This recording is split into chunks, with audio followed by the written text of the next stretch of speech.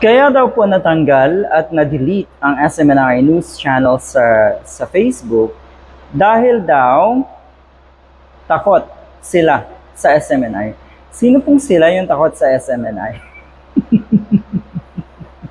Kung talagang katakot-takot or kinatatakutan yung SMNI na yan, ibig sabihin, this channel, etong platform, etong social media account na ito, ibig sabihin, ibig sabihin, something big na dapat katakutan. Pero yan napakadaling pabagsakin. Yung may-ari ng Earth na sinasabi na itong mga taga-suporta ng SMNI at ni Kibuloy, yung may-ari ng Earth, talaga lang, ano pong nangyari? May nagawa ba? Kaya bangan kasi natin si Kibuloy, tapos etong mga utu-utu niyang followers, ganito ang mga linyahan ngayon. Takot daw sila sa SMNI. Sinong sila? Bakit katatakutan ang isang ganitong klaseng news channel na una pa lang alam naman natin kung bakit nag-exist at kung bakit ginawa? Hindi naman talaga balance reporting ang gagawin na itong channel na ito. Napakarami na pong pagkakataon na puro fake news ang pinapakalat, ang binabalita na itong SMNI. Puro bias news. Dahil alam natin kung para kanino etong channel na to. Etong Facebook page nga na ito. Takot daw sa SMNI.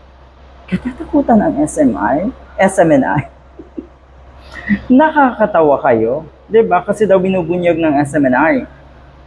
Yung CPP, NPA, NDF at mga frontliners na nagmamaniobra laban sa ating gobyerno. Ang SMNI daw ang nagbubunyag. Ang ginagawa po ng mga nasa SMNI, nangre-red tag, hindi po sila nagbubunyag, walang konkreto. Yung kanilang mga aligasyon, yung kanilang mga ibinabalita ay wala namang suporta. Hindi naman suportado ng facts and correct information. Tapos katatakutan, for God's sake, bakit?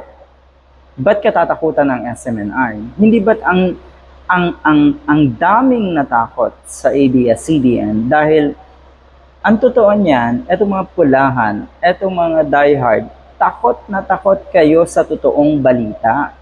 Kaya pilit pinatutumba ang ABS-CBN. Pero yung mga taong nag-iisip ng tama, never silang matatakot sa mga ganitong klase na channel, katulad nga po ng SMNI. In fact, pinagtatawanan po yung channel na yan, yung klase ng pagbabalita, yung mga host, na wala nang ginawa kundi tirahin ang Rappler, tirahin si Lenny Robredo, tirahin ang mga kakamping, banatan ang mga ganitong klaseng tao, at syempre nga, man-red tag. Sino ngayon ang nakakatawa? Sige nga, sino ngayon ang kinatatakutan? Paano matatakot sa SMNI? Nako po, dapat lang po talagang walang puwang, mawalan ng platform ang mga katulad ng SMNI.